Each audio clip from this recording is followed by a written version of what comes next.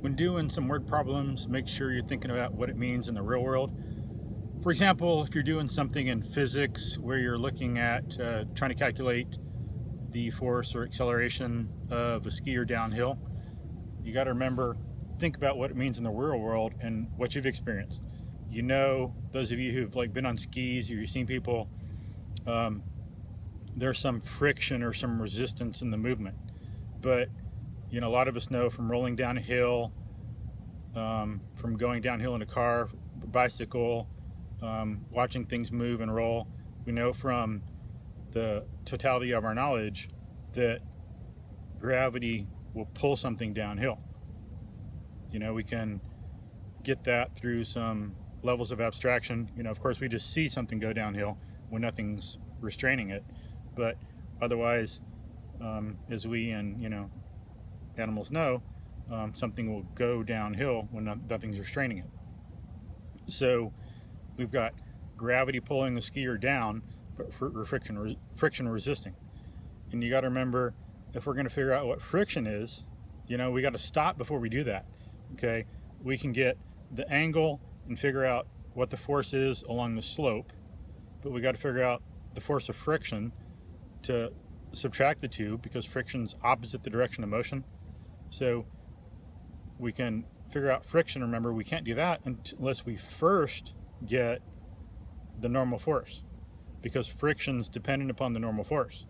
So we can write down our first step that the total force is the force of gravity along the slope minus the force of friction, and then see, oh look, now we have a secondary problem.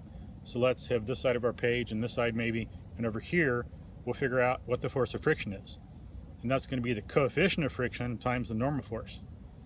And the normal force is going to be the weight of the skier, you know, mass times acceleration due to gravity, times the angle. And in this case, if we have the angle of the slope, then we're going to be using the weight times the sine of the angle to get the normal force, and the weight times the cosine of the angle to get the force down the slope. So we get the normal force, you know, the skier's up here, going towards like the center of the earth. That's how we normally stand. But if you get the perpendicular to that, we got the different directions. Here's along the slope and here's the perpendicular. So of course, you know, for the skier, it's going to be going down like that. Here's acceleration from gravity, force from gravity along the slope, and here's the normal force. So we get that normal force, calculate that.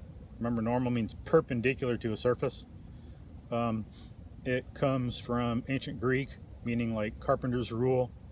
And I think it originally started from the rod they'd use for a sundial. You can look up etymology online, but normal force is perpendicular force, like a carpenter's square. So we get that normal, and coefficient of friction times the normal force will give us the force of friction. And now we can go back from this side of the page to this side and figure out what the force, the net force is of the skier down the slope. It's the gravitational force subtracted by or decreased by the force of friction. Then you got the problem. So think about things like that when you're doing the problems instead of getting lost in the words, and that'll help you remember to go back to your original problem. You know, we had like part one and then our secondary sub problem.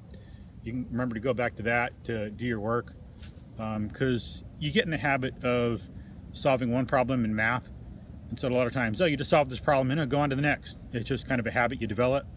So this is the one thing that'll help you crack that and not get caught up in it, to make sure you do everything you need to in the physics problems, and it helps to write it down so you have it there visually to look at. So I hope those ideas help you solve other word problems. If you have any questions or want any videos, let me know. Have a good day.